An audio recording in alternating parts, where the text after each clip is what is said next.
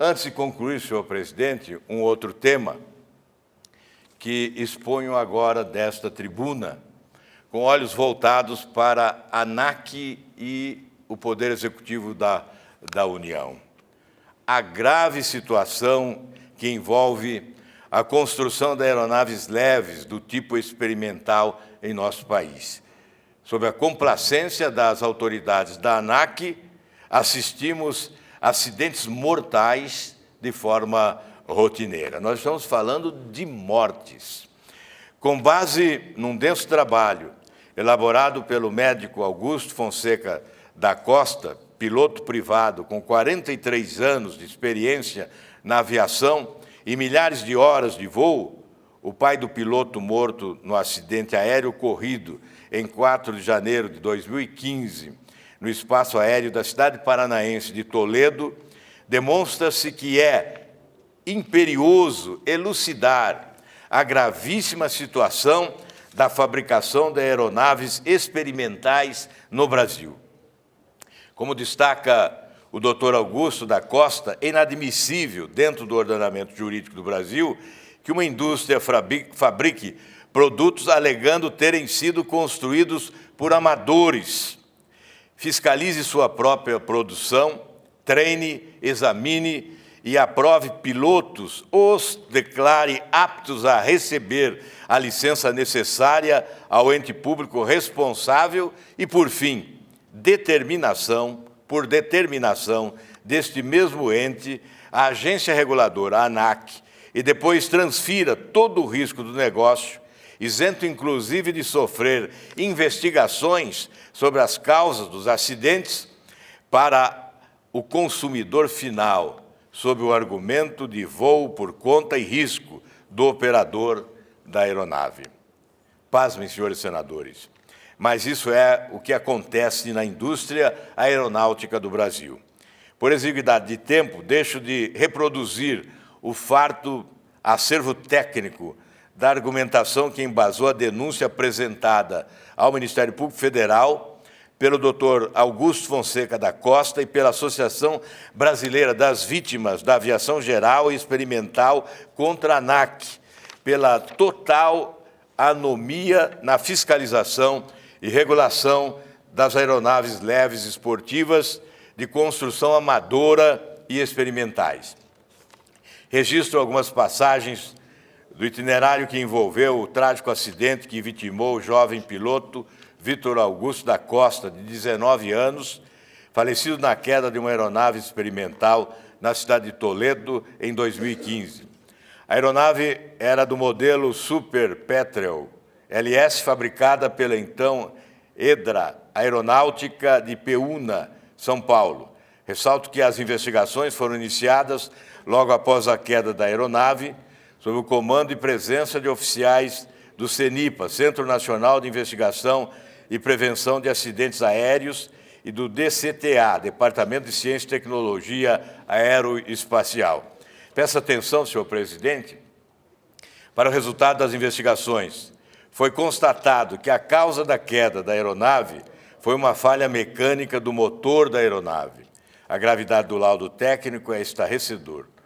A origem dessa falha final foi o descumprimento por parte do fabricante da aeronave de um boletim mandatório, um recall, emitido pelo fabricante do motor, exigindo cumprimento imediato antes do próximo voo e alertando para risco de morte caso não cumprido.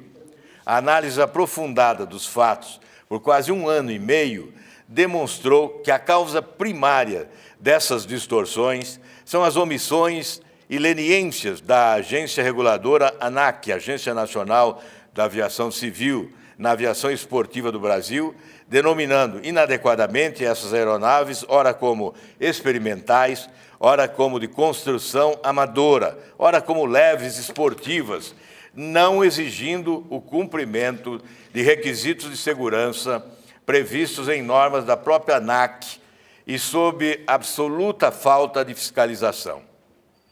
Senhor presidente, destaco e transcrevo essas leniências e omissões permitiram a atuação criminosa do fabricante dessa aeronave em particular e ainda permitem vários tipos de atuação criminosa desse e de outros fabricantes de aeronaves falsamente chamadas de experimentais ou de construção amadora ou enquadradas ilegalmente como leves esportivas.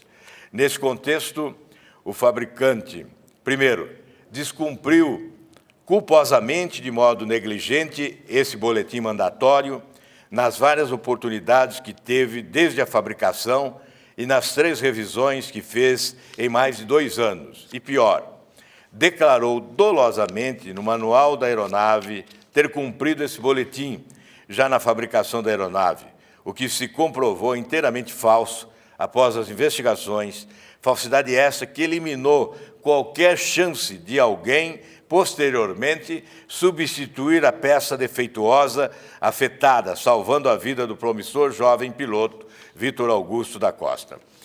Como é enfatizado na denúncia, essas leniências e omissões são altamente suspeitas por revelarem a preocupação da ANAC em atender apenas aos interesses econômicos dos fabricantes, em detrimento da segurança dos usuários, como seria seu dever legalmente constituído.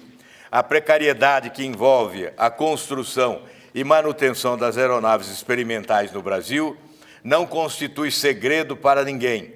A própria mídia escrita já denunciou o descalabro reinante.